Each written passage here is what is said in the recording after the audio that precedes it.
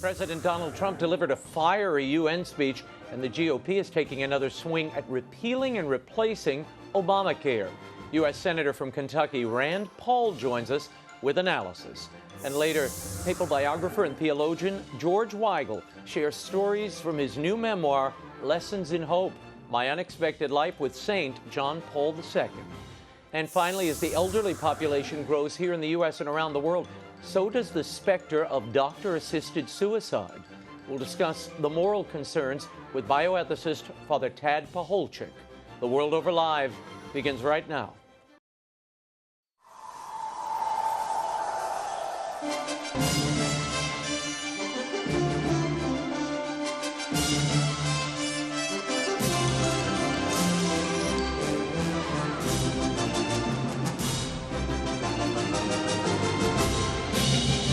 Now, from Washington, D.C., Raymond Arroyo. A warm welcome to all of you joining us in the United States and the world over. Senator Rand Paul, George Weigel, and Father TAD PACHOLCZYK are all straight ahead. If you'd like to comment on tonight's show, send me a tweet. I'm always at Raymond Arroyo, and I'll be live tweeting throughout the show, or you can email us at worldover@ewtn.com. Here's the brief news from the world over this week. Forever a great friend to the world. That's how President Donald Trump described his administration's new Get Tough foreign policy at the United Nations this week. During his much-anticipated first speech before the General Assembly, Trump said, "America does not expect different countries to share the same traditions or ways of governing, but they must respect their people and the rights of every other sovereign nation." Strong sovereign nations let their people take ownership of the future and control their own destiny. And strong sovereign nations allow individuals to flourish in the fullness of the life intended by God. Trump held little back during his UN address. He called Iran a murderous regime whose chief export is violence and labeled the Iran nuclear deal a one-sided embarrassment to the United States. And then he offered this about North Korea. No nation on earth has an interest in seeing this band of criminals arm itself with nuclear weapons and missiles. The United States has great strength and patience, but if it is forced to defend itself or its allies, we will have no choice but to totally destroy North Korea.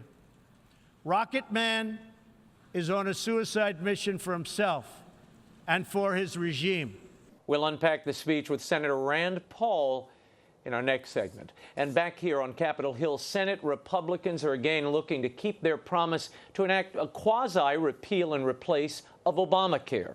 Faced with a September 30th deadline to avoid a Democratic filibuster, the Senate is weighing a plan by Senators Lindsey Graham of South Carolina and Bill Cassidy of Louisiana. Like the previous bill, this one would repeal the individual requirement to carry health care insurance or pay a penalty.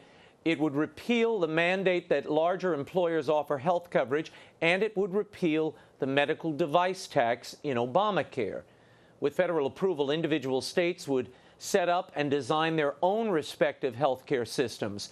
Affordable Care Act funding would be passed along to the states, including Medicaid funding under this plan. Senator Graham was upbeat about the bill's prospects and its chances of passing, and he warned of the alternative. I'm trying to take the money and power in Washington and send it back closer to the patient. If you believe government closer to the people is the best government, why not health care? And finally, we know how this movie ends if we don't change. We're going to have a single-payer health care system in this country that's going to bust the budget, and we're going to start rationing care like you've never seen. Meanwhile, top House Democrat Nancy Pelosi was shouted down by dozens of Dreamer protesters in San Francisco. They seemed annoyed with the reported deal between Speaker Pelosi and President Trump over the legal status of undocumented children migrants. Crashing the Pelosi precedent, the protesters wanted more, and they insisted on citizenship for all illegal immigrants, not just young people. The dialogue did not go well. If you don't, hey, stop it. stop it now. Just stop it now. Just stop it now. Let's stop it now. Just stop it. Look, I want to tell you something.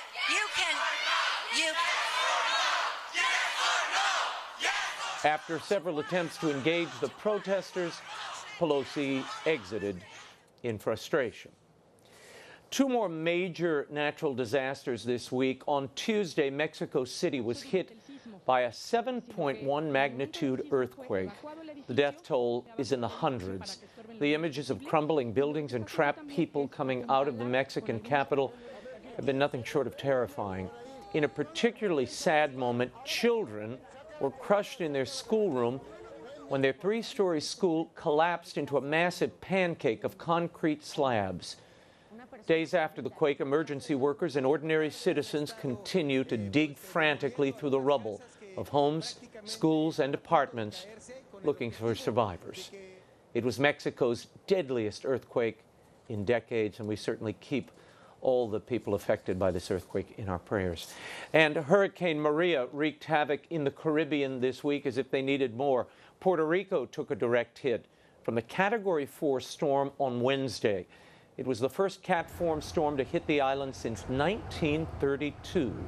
With 150-mile-per-hour winds, a 10-foot storm surge, and torrential rains, flooding was widespread across Puerto Rico. Cars were half submerged in some neighborhoods, and many streets turned into rivers. Doors and roofs were ripped off of homes, and 100% of the island lost power. Thankfully, Hurricane Maria has since turned northward and will not hit the U.S. mainland, but please keep all of those affected by both the hurricanes and the earthquake in your prayers. And Syrian President Bashar al-Assad addressed a youth conference in Damascus this week. He stressed that Christians are an integral part of his country. The event was organized by the Syriac Orthodox Church, and it featured a question and answer session in which Assad said that Christians are, quote, part of the origin of the nation, and without them, there's no pluralistic Syria. Assad also spoke of attempts by extremists to attack Christians and force them to leave the country. He called such attacks an effort to divide the region into sectarian states. And the Vatican announced this week that the Pontifical John Paul II Institute for Marriage and Family has been closed and replaced with a new institute with a different focus. The Institute for Marriage and the Family was established by St. John Paul II in 1981 in order to study marriage and family life. In an apostolic letter released this week, Pope Francis unveiled the snappily titled Pontifical John Paul II Theological Institute for Marriage and Family Sciences.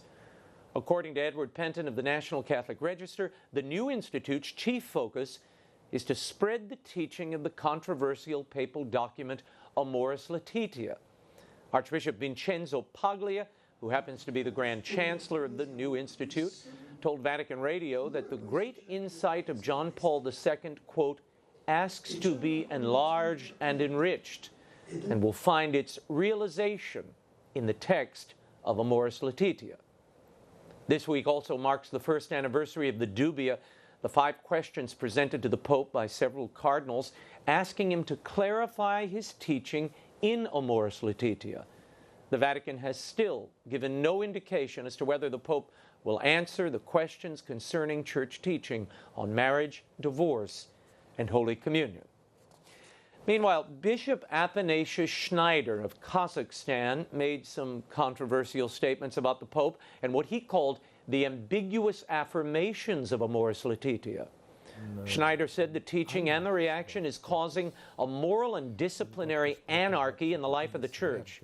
During an interview with the 1 Peter 5 blog, Schneider criticized the firing of theologian Joseph Seifert, who had raised critical questions about the papal document.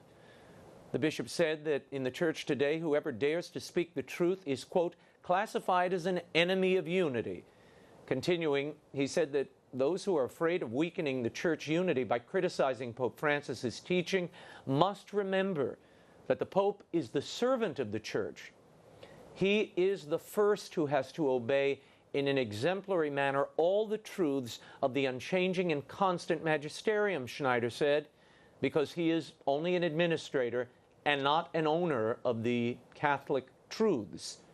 Schneider added that when a pope is tolerating widespread errors and abuses, bishops should not behave like the pope's servile employees. The Vatican has recalled a high-ranking priest from its embassy here in Washington, D.C., amid allegations that he possessed child pornography. The name of the priest is being withheld by the Vatican. The U.S. Secretary of State, or State Department rather, informed Vatican officials of the allegations in August. According to a source of the Associated Press, the priest diplomat is suspected of possessing, not producing or disseminating, child porn. U.S. prosecutors have asked him to be charged and face trial there. President of the U.S. Bishops' Conference, Cardinal Daniel DiNardo of Galveston, said in a statement that the issue is serious, and noting their zero-tolerance policy on clerical abuse and the same stated policy by Pope Francis, Cardinal DiNardo urged the Holy See to be forthcoming with more details. Finally, some good news. We need it. Out of the Philippines, a Catholic priest was among those freed from ISIS militants this week. Father Teresito Suganub was kidnapped in May, along with about 200 other hostages in the besieged city of Marawi. Father Suganub expressed gratitude for his freedom at a news press conference on Monday. I pray for you. God bless you all. Pray for me for trauma healing recovery. Thank you very much. God bless you. Arroyo, physically strong, handsome. When we return, Donald Trump is taking the UN by storm, and the Republicans are taking another crack at health care reform. Here with perspective is U.S. Senator from Kentucky, Rand Paul. The World Over continues in a moment. Stay right there.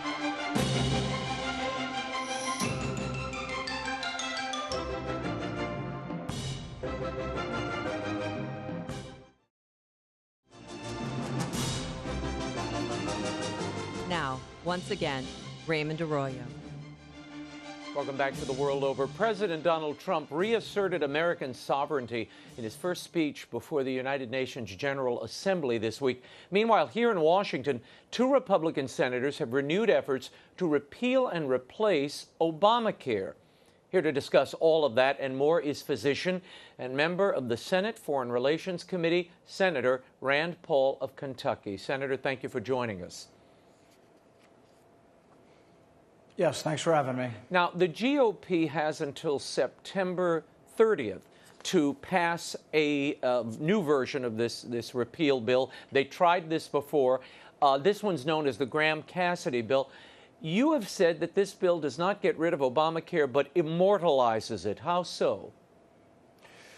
You know, as a physician, nobody probably has seen Obamacare closer or more up close than I have, and I think Obamacare doesn't work for the country. And I promised the voters, both in 2010 and again when I ran last year, that I'd vote to repeal it. I just think the Graham-Cassidy bill keeps it.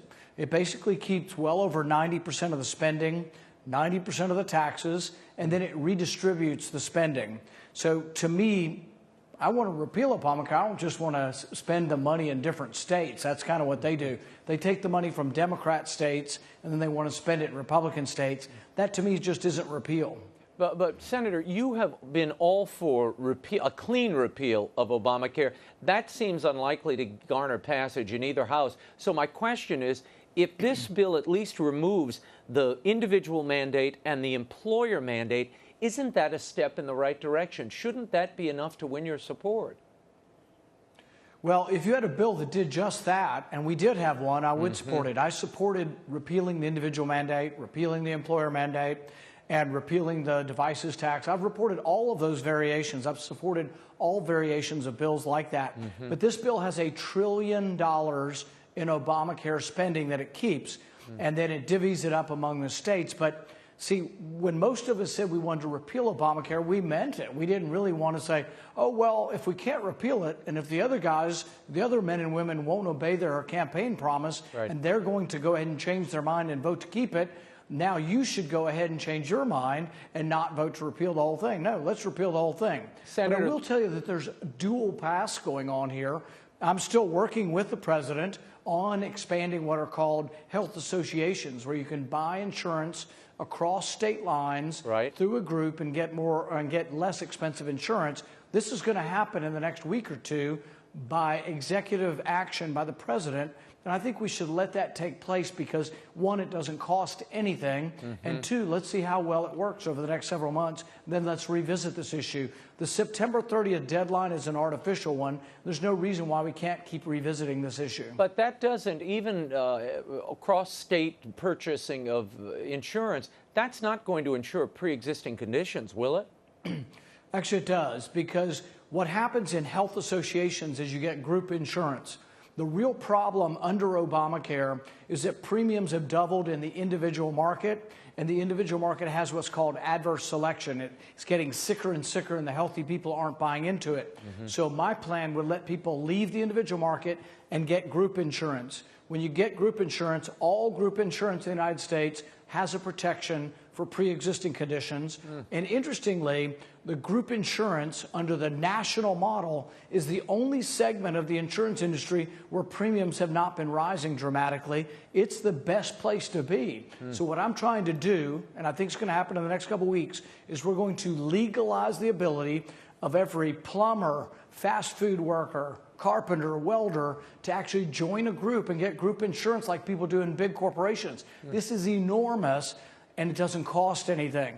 So I really think we ought to give this a chance to work before we leap into something that I think is somewhat half-baked, $1 trillion spending proposal that really has been through no committee process or really not fully vetted. Senator, you need to get yourself booked on the Jimmy Kimmel show. He would like this. He's been ranting and raving about pre-existing conditions. This is your moment. Yeah.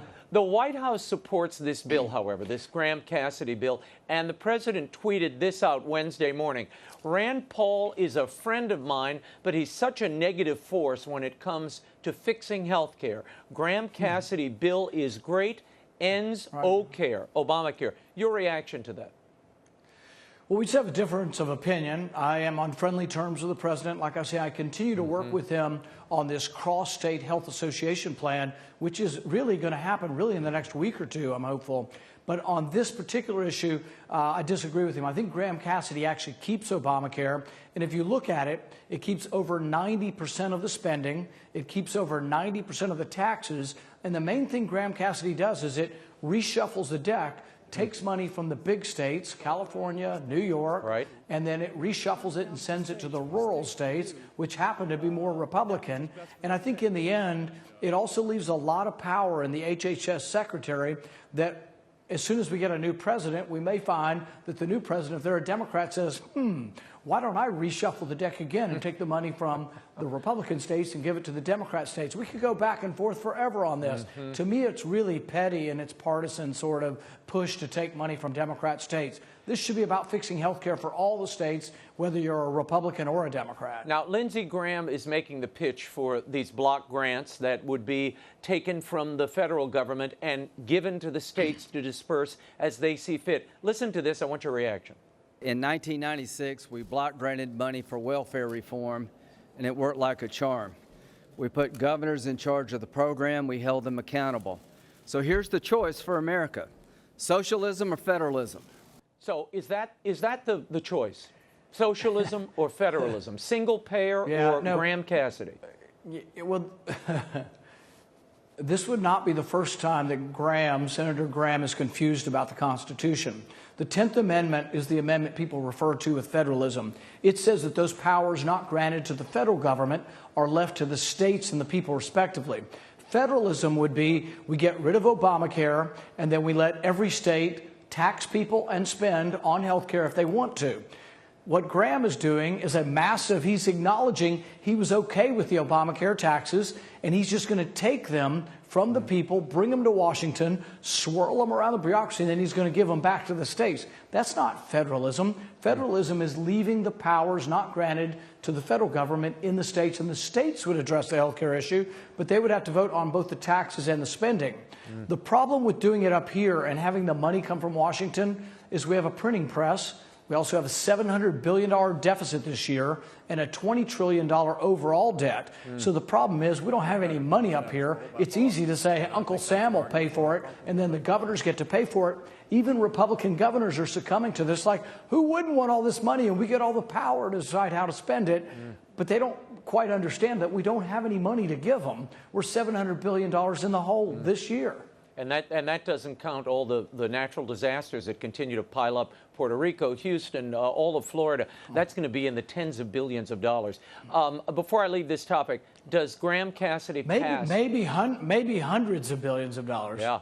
Do you, in your estimation, does Graham Cassidy does it pass? No, I think at this point it's not going to, and I also think there may never be a vote on it, because my understanding is leadership will vote on it if they have 50 people saying they'll vote for it, but I don't think they have 50. There's a lot of misgivings, and a lot of people are saying, gosh, CBO hadn't even scored it. We're asked to go ahead and vote for a $1 trillion spending plan that CPO hasn't even scored yet. And so this is a rush job on a very complicated issue. And I think we ought to be a little bit more deliberate on this. And if you want to put forward a repeal bill, and actually I will, if Graham Cassidy gets a vote, I will insist on a vote on a repeal as well. And under the budget rules, I should get that vote. This week, President Trump addressed the UN at the 72nd UN General Assembly. And he made it clear the U.S. is prepared to attack North Korea if necessary. Watch.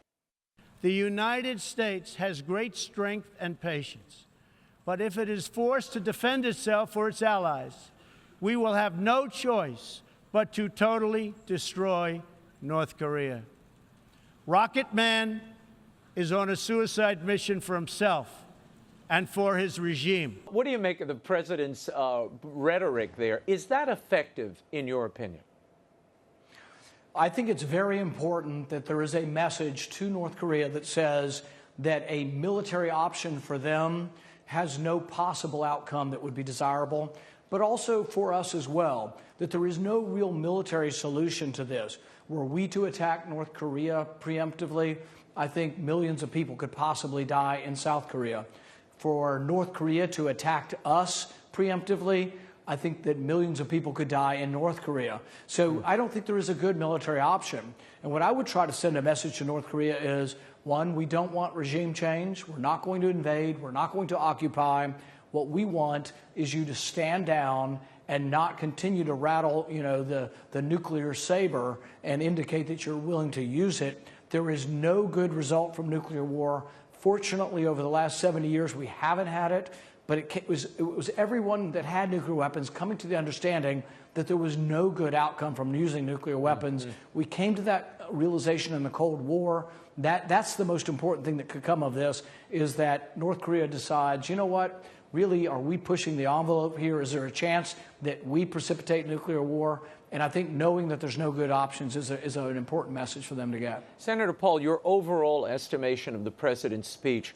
There were some in the EU, a lot of Europeans, I spoke to a few of them, who said, they were very disgruntled by this speech. They thought it missed the point, that it was America sort of saber rattling, and they were waiting for American leadership. You must have heard some things here that you liked. I mean, he laid down the cause for national sovereignty and other nations doing their part. And I'm sure a lot of voters, among voters, that resonated positively. One of the things that has annoyed conservatives for years about the UN is that we pay 25% of the dues and we don't get 25% of the votes. And we also pay basically the way for countries who want to use it as a forum to bash America and everything we stand for. So while I'm all for diplomacy, I'm all for having an international body to discuss ways to avoid war, I'm with many conservatives in being annoyed by the fact that we pay most of the money to run the organization and people use it as a forum to bash us. Senator Rand Paul, we thank you for being here, and we'll catch up with you soon. And up next, his two biographies of St. John Paul II are definitive, but is there another piece of the story? Theologian and author George Weigel is here exclusively to tell us about his new memoir, Lessons in Hope, My Unexpected Life with St. John Paul II, When the World Over continues. Stay right there.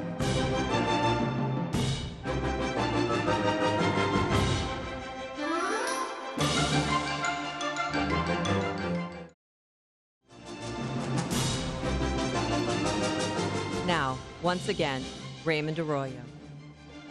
Welcome back to The World Over. He has already written 2 magisterial biographies of St. John Paul II, Witness to Hope and The End and the Beginning. But my next guest believed there was more to tell. Tonight, George WEIGEL joins us to discuss his new memoir, which touches on his friendship with the late, now sainted Pope. It's called Lessons in Hope, My Unexpected Life with St. John Paul II. I sat down with him recently here in our D.C. studio. Here's my exclusive interview with George WEIGEL. George, I want to start with the new book, Lessons in Hope. You say here this is the defining personality of your life, John Paul II. How so? Well, certainly the defining personality of my professional life. And I say that, Raymond, because as I explain in the book, the 15 years I spent writing 2 volumes of biography of John Paul II helped me read backwards through my own life in an entirely different way. Things that seemed random at the time, what I had studied in college, what I had done professionally. You go back to the 3rd grade in Baltimore. Well, that's right, praying for communist dictators in Poland in Lent in 1960. All of this begins to come into focus as providential preparation for taking on this job. And that reflects that thing we all learned from John Paul II, when he said at Fatima, a year after the assassination attempt, in the designs of providence, there are no mere coincidences. What we think is coincidence or happenstance is simply some facet of providence that hasn't fallen into place in our self-understanding yet. So the book is built around that theme, and I hope that provides an interesting framework. George, you have written 2 magisterial works on John Paul that are really, there's not a bookshelf I go to in most places that don't have a copy of one, if not both of your volumes there. What, given all of that, don't we know about this man that you reveal here? Well, this book began in my mind when I was out talking about the 2nd volume, The End and the Beginning, which has a lot of interesting stuff that I remember we talked about from old communist secret police files, all sorts of new information. And I discovered that what people really wanted was not analysis. People wanted stories. This was 5 years after his death. People wanted stories that brought him back, made him seem a bit closer. Right. So I reflected on that for several years and then decided, all right, that's an honorable request, so to speak. Give us some stories.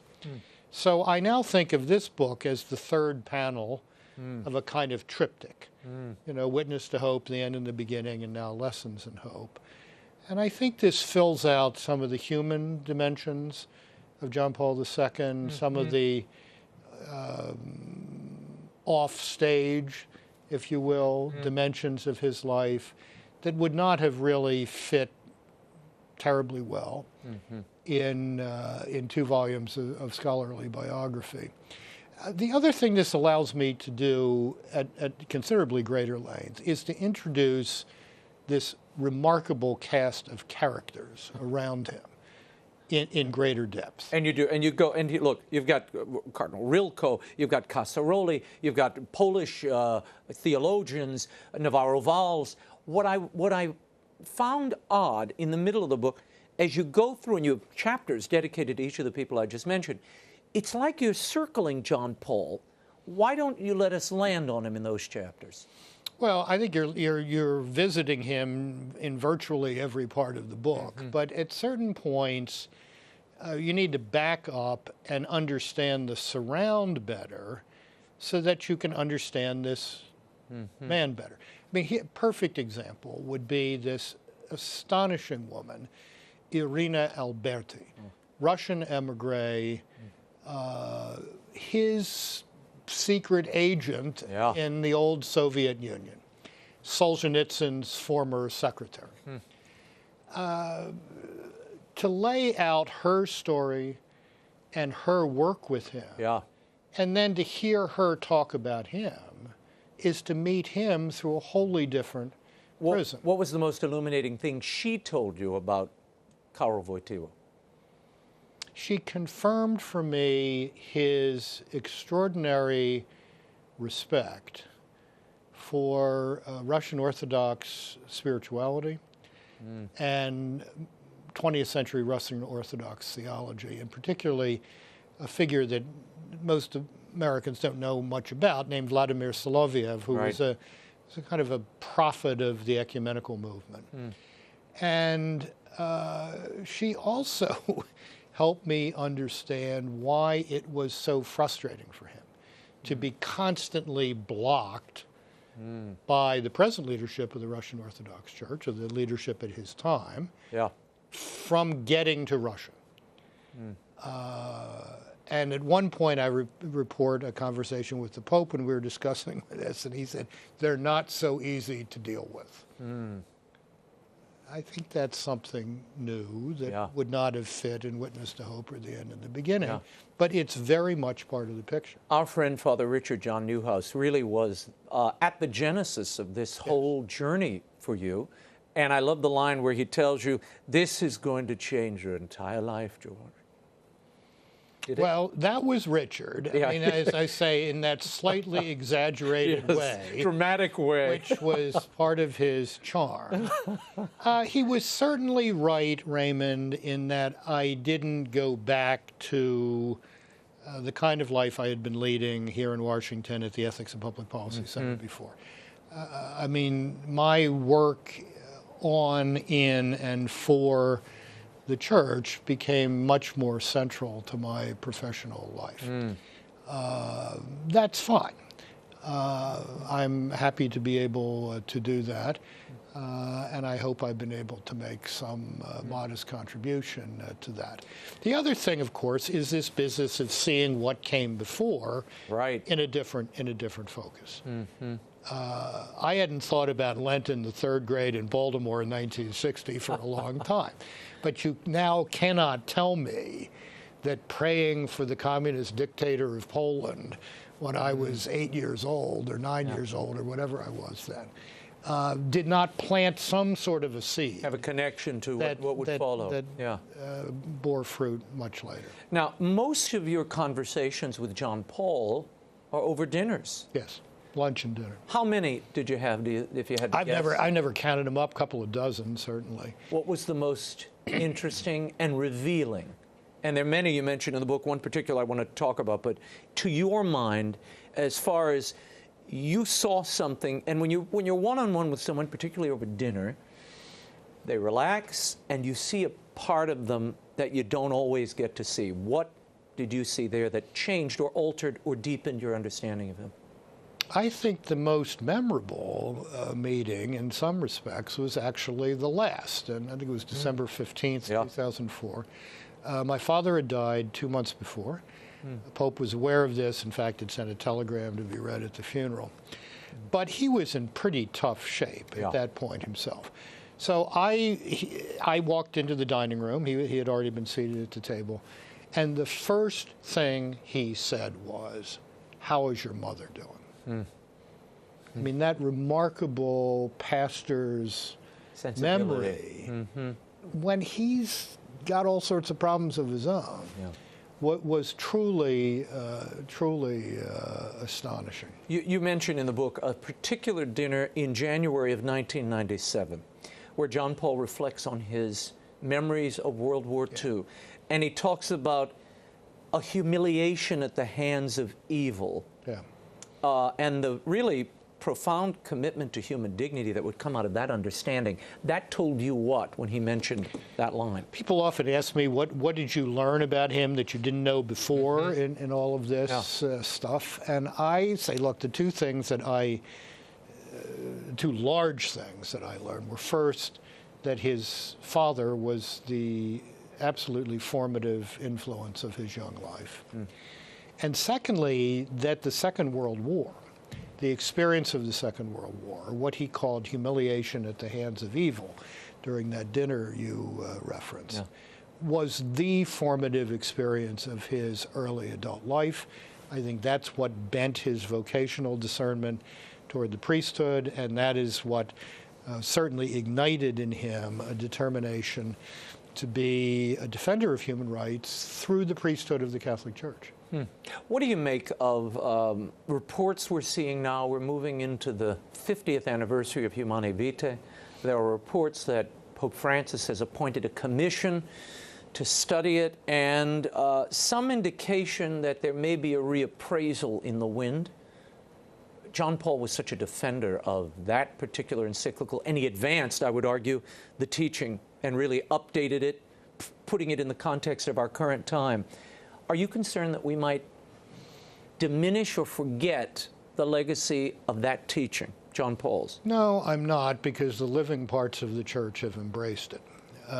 Parts of the church that are doing best by marriage preparation, by family counseling, by education of young people and their capacity for human love have all embraced the theology of the body, which was John Paul II's attempt to get the truth taught in Humana Vitae into a more understandable contemporary frame of reference.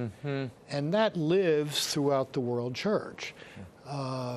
And I think it's a shame that some people don't seem to recognize that and are still scratching itches from the past. From the 70s and 60s, But the fact of the matter is, when you look at the living parts of the world church, in the developed world, in the developing world, wherever you go,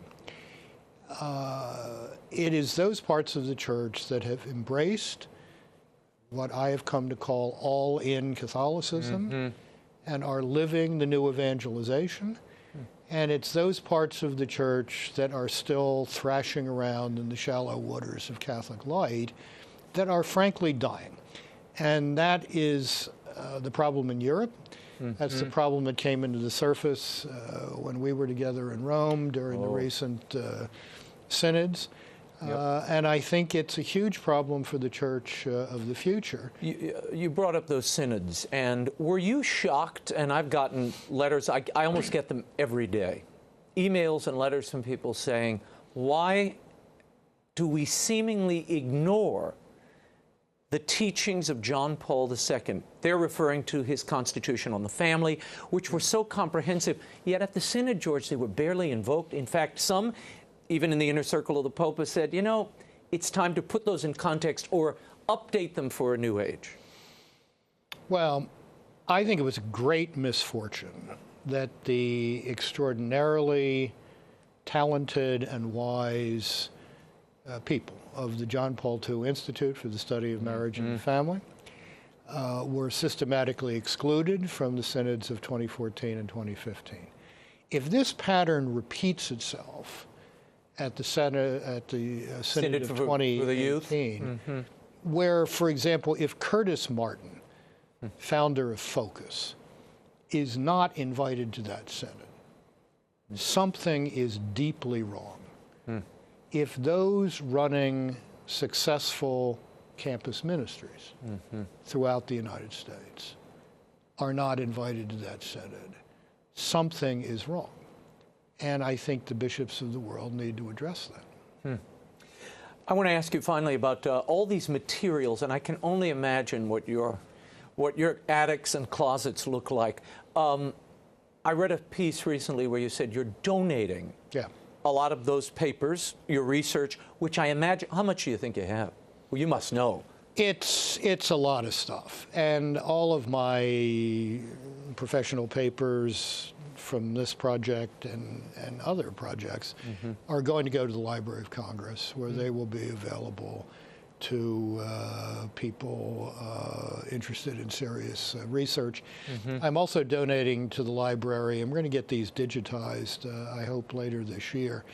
All of the interview tapes from Witness to Hope and The End and the Beginning, which include, among other things, 12 hours of conversation with Joseph Ratzinger, later Pope Benedict XVI. So there's a lot of material there for people to work with. And I thought that was the appropriate place to put it. These people really know how to deal with a lot of stuff. Voluminous materials of different types. And that'll be there sooner rather than later. Lesson in hope. What's the lesson in hope that you hope people take from this work? The lessons in hope is the summation of what I learned from John Paul II. Never give in to the tyranny of the possible.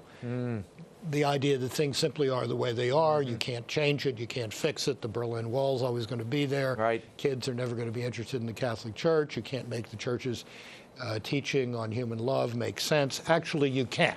Right. You can do all this stuff. But it requires faith, it requires courage, it requires grit, and it requires intelligence. And creativity, which you point out. There's that conversation, and you explicate it in this book, the conversation where he sort of unveiled to you his thinking during the resistance in Poland and the countercultural ways he wanted to rebuild and reseed that culture. Before we go, give people insight into that mind and soul. Well, he understood that resistance to the Nazi occupation of Poland was not restricted to stealing machine guns and spraying bullets around. Right. If the occupier's intention was to decapitate the country by killing its culture and then intelligentsia, what you do is keep that culture alive, deepen it, give it an even more firm spiritual foundation, and build out from there. This, of course, is a huge lesson for us today.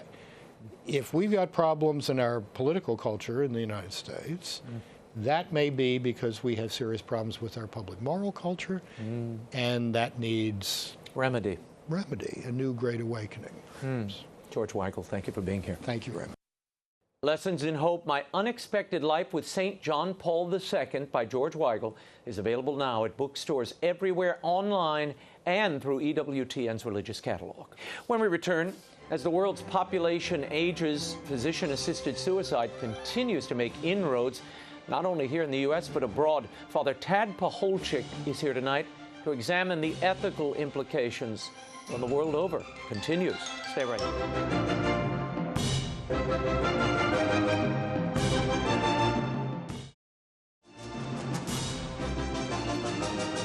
Now, once again, Raymond Arroyo.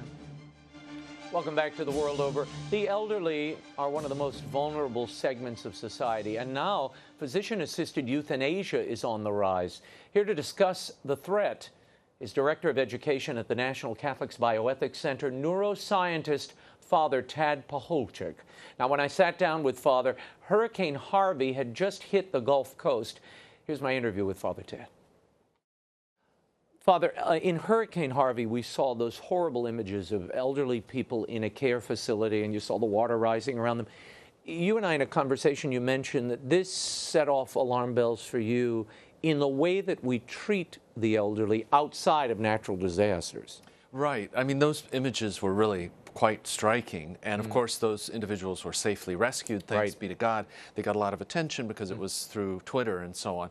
But people have noted that, look, the conditions in our nursing homes are not as great as we sometimes think. And we know of these rather well-publicized cases in some instances where there's even abuse of elders that occurs. And so, you know, it's always good for a family to recognize this potential and to make sure, for example, that they visit frequently, that they show up, that they interact with the caregivers.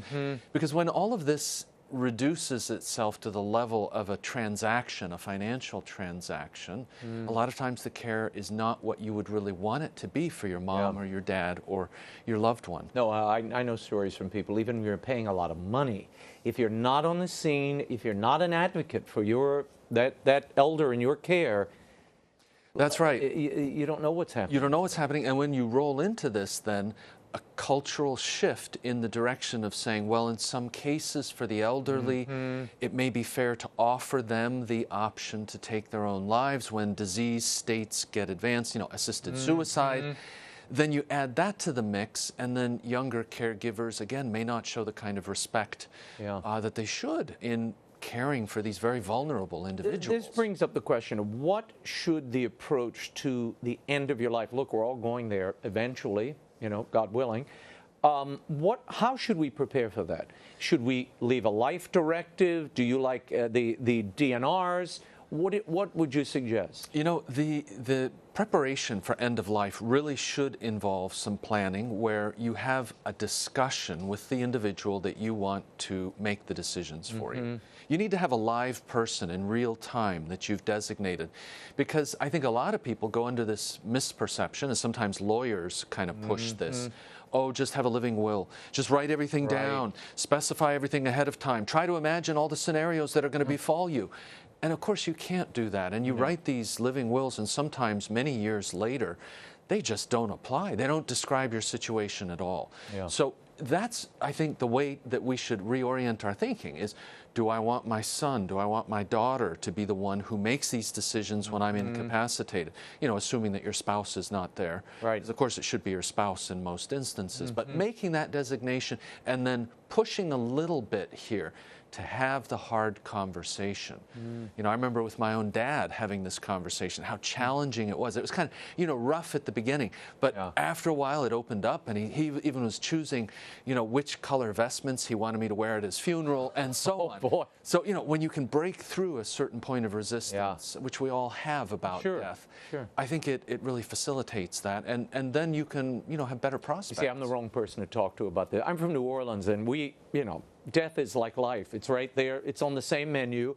And, you know, I know people literally, you know who you are, who've built their own condos in death. I mean, the whole family has a plot. They've got a guard. You know, I mean, I think it's a much more healthy attitude. Well, in some ways it is. In some ways it's a little overkill. I mean, when they have, when you are designating and it's already built, shrubbery and walkways to your particular, I guess, perpetual condo, it's a little much. That's a little over the top. But though I have to admit, I have been looking into family crypts, so I'm guilty. Tell me for a moment about the insurance companies now. With so many states moving to assisted suicide and making this legal, how is the interaction between the state and now the insurance company really conspiring against the elderly? Yeah, well, this is a great question. And I mean, you mentioned that there are states that are looking at doing this. You're right. There's about 6 of them that have it lined up to be, you know, debated and perhaps voted on. But of the 6, there's probably only 1 or 2 that are actually going to seriously consider making this legal. And you say, well, why? It seems like we've got a big wave of interest. Why is only 1 out of these 6 states likely to pass it? Because of what you said, that people are catching on. Look, sure, maybe you can talk about it as a choice at the end of life. Here I am dying and I want to have option this and option that. Right. Sounds real good, but the reality is that if the insurance companies are not going to pay for you to have all the options that you think you're going to have, various types of cancer treatments, some of which are more expensive than others, and they're going to say instead, well, it's only $1.20 to pay for the assisted suicide meds, and of course we'll be happy to cover that. What happens by implication? The more expensive procedures get pushed off the list of the insurance companies. And people don't want that. They really do want choices, you know, and so even if they're pro physician-assisted suicide, they're kind of backing off and saying, well, wait a minute, the insurance companies have too much to say here. We're giving them new options that they didn't have before by being able to reject our request for perfectly reasonable procedure. No, even if you built the beautiful eternal condo, you want to go there in your own time. You don't want anybody sending you there too early. Not too preliminary. That's right. You're going to have a long time there. It'll be okay. Yeah. Let's talk about assisted suicide and euthanasia and its acceptance in Europe now. We had that case of the 19-year-old man.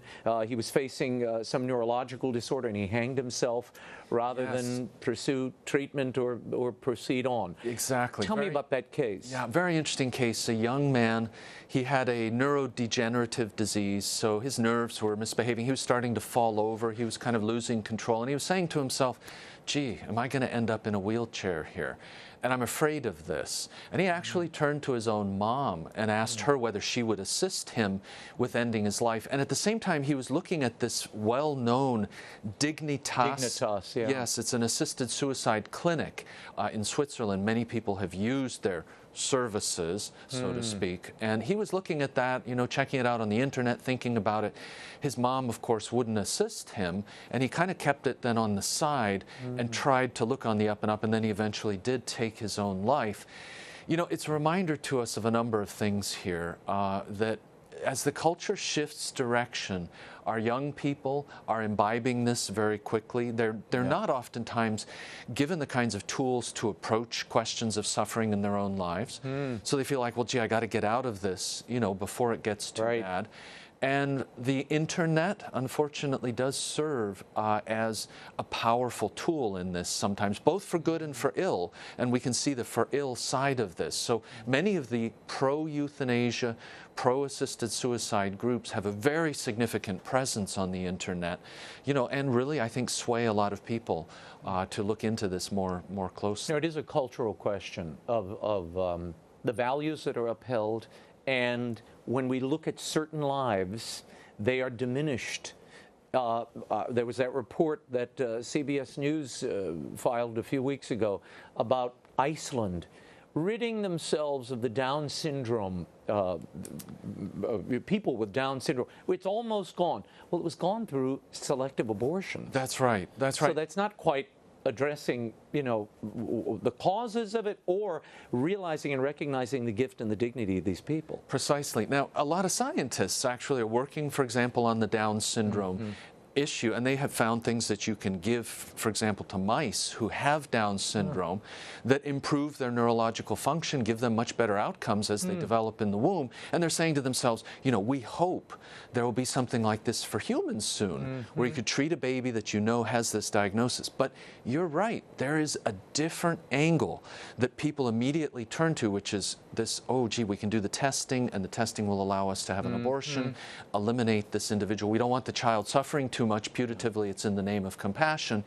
And it's really, you know, a sad tale, because these children, for example, with Down syndrome, they bring huge blessings to their families. They're incredible. You know, they are so vibrant. They bring a kind of simplicity when they approach purity. things. Purity and love. And the way they interact, you know, with us who are all more complicated and sophisticated, it's sometimes just, it's a gem to see that kind of simplicity, you know, in another fellow human being. They have no hesitations. You know, they just broach and come up to you out of the blue, and they'll start talking and so on.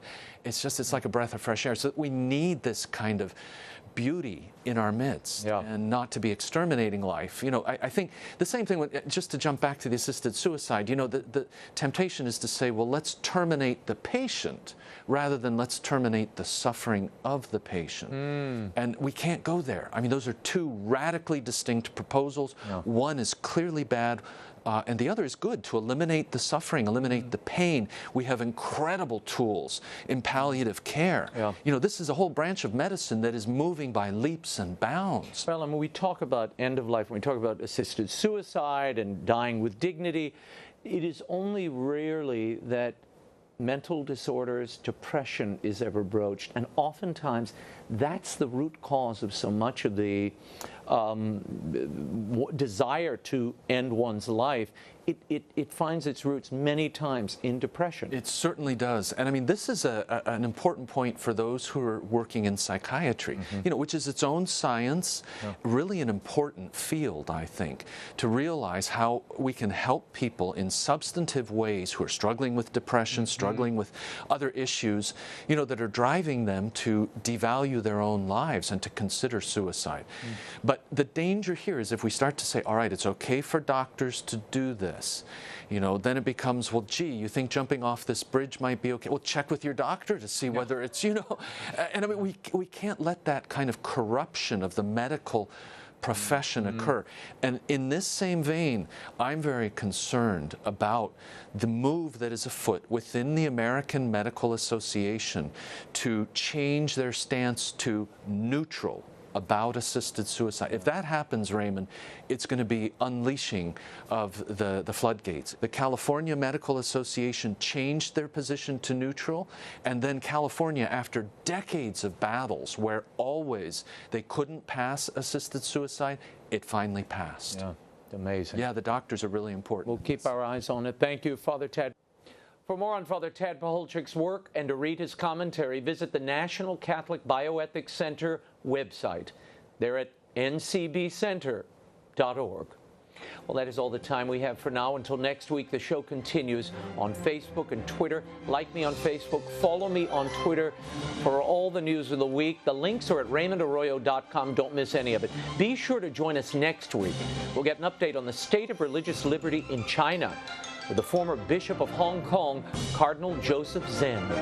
Until then, we'll be scouting the world over for all that is seen and unseen. On behalf of the staff and crew of EWTN News, thank you for watching. I'm Raymond Arroyo from Washington, D.C. Bye now.